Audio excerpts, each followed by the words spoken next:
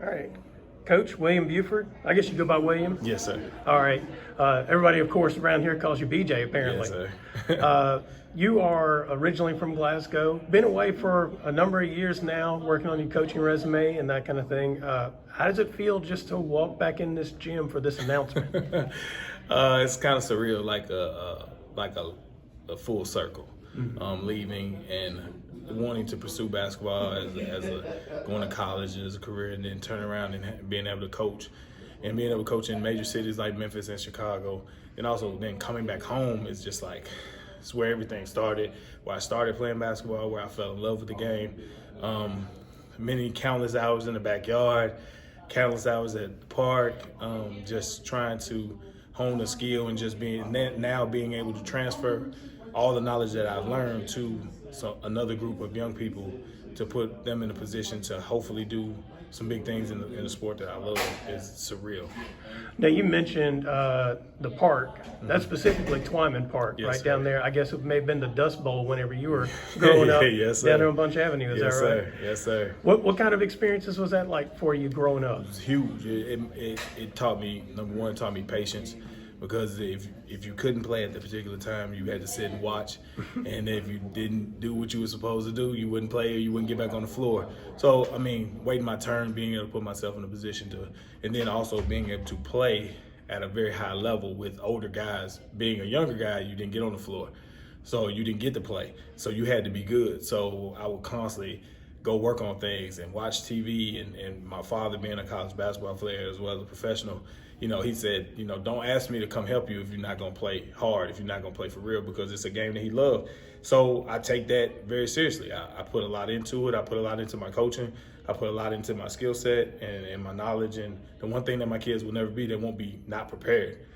So that brought everything, and even being the names that I named really molded me to be the player that I was and taught me how to be the right type of player. You know what I mean? When I say that, I mean to the fact of what you have to do every time out. You have to play hard, because you're not only representing, yourself and your family, but you're also representing a community. So those Dust Bowls were huge for me, huge.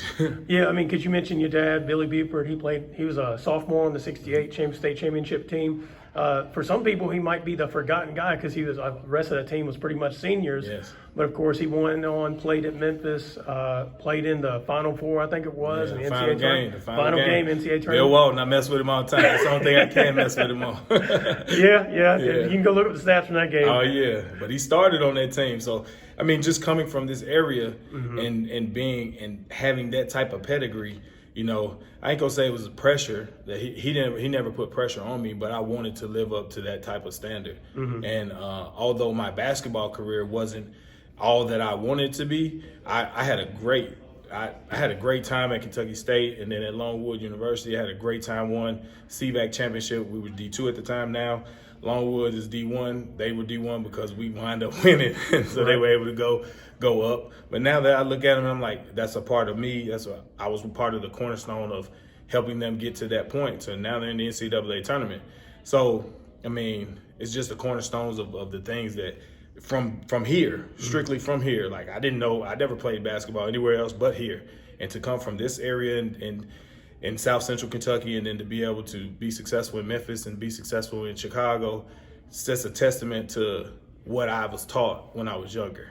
Now, you mentioned playing hard, playing the right way. You probably haven't met with the players yet, but when you have that first meeting, what kind of message are you giving to these guys?